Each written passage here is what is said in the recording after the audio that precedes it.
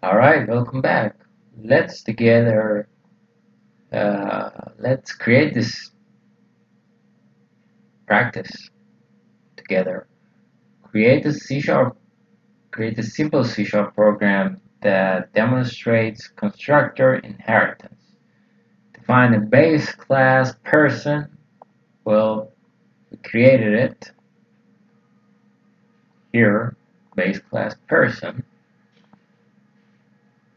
with a construction that takes a name and prints a message.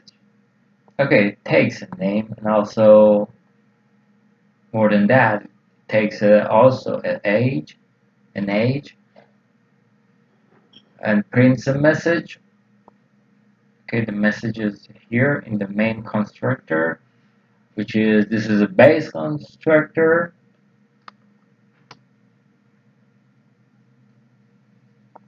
Okay, it's running now. I want it. Okay.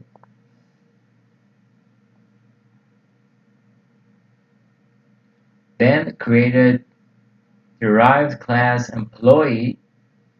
Okay, created a derived class employee that inherits from person that calls the base class constructor and adds additional functionality. Okay, this part is the part that we didn't create in the previous video. Print the message to the console.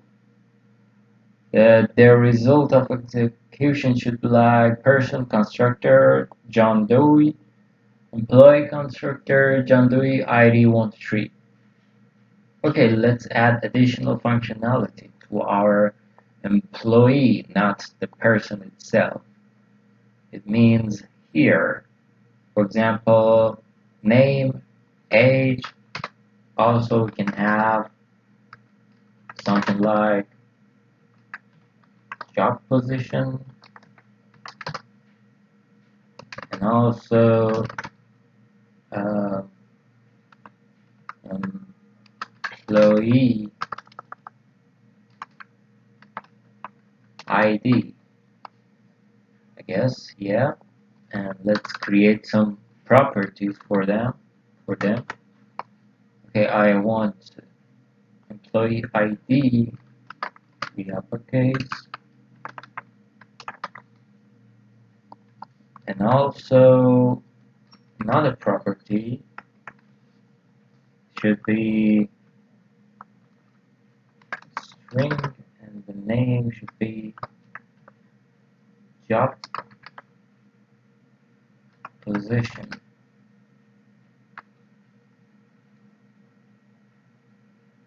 Okay, and for sure, employee ID, that is a property, should be equal to our employee ID here.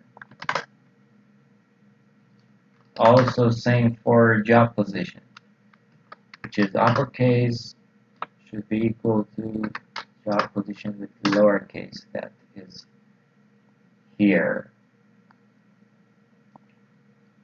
Okay, so whenever a new employee will call, we need to define other stuff as well. You see, we need job position, for example, uh, system administrator, and ID, employee ID, for example, 4587. Okay, here, this one, display info, is dedicated only to the person. I don't want that. I want to do something else here and also teach that. So here in the constructor, I get this employee constructor. But after that, I want to have a method, display employee method. See, this one is different. And here, I just want to get the name and the age, name and age from the base, from the parent employee. That's why we didn't pass the job position and employee ID to our base because we don't we didn't define it here. It's additional functionality. So here in the base, in the parent class, we only have name and age. So we're gonna print name and age for the user with this display info. And we're not gonna call it here in our main class because that would be a mess. Since this is a subclass of person, I'm gonna call it here in the display employee info. So simply I'm just gonna say display info. And I don't need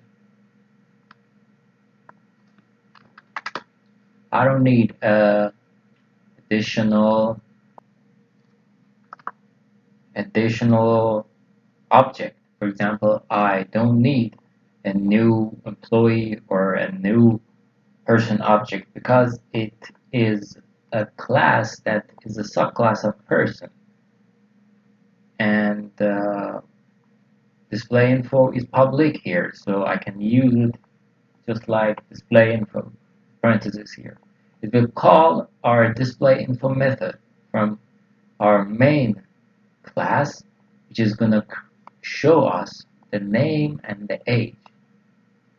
And additional to that, I'm going to print out the job position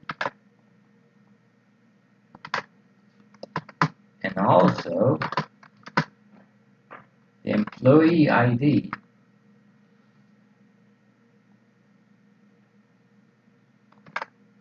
Okay, it should be uppercase because we need to call our properties. That's correct. And also here in the main class, I want to call display employee.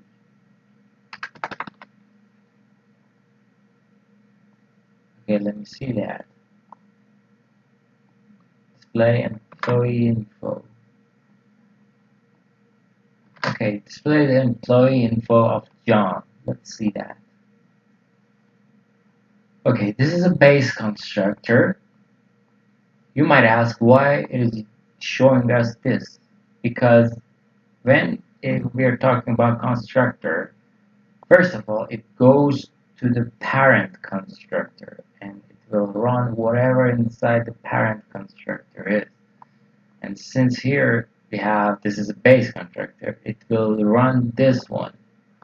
And then after that, it will run the constructor of our class that we call, which is employee. Because of that, the order is like this. This is base constructor, this is employee constructor. And then the method that we call display info, which is going to be name and age that we pass to the base, and it is here. And after that, it will run the display employee info, and after display info, it will print us job position and employee ID that we defined in the main method, which is going to be the system administrator, and the ID is 4587. So I guess we did whatever we needed.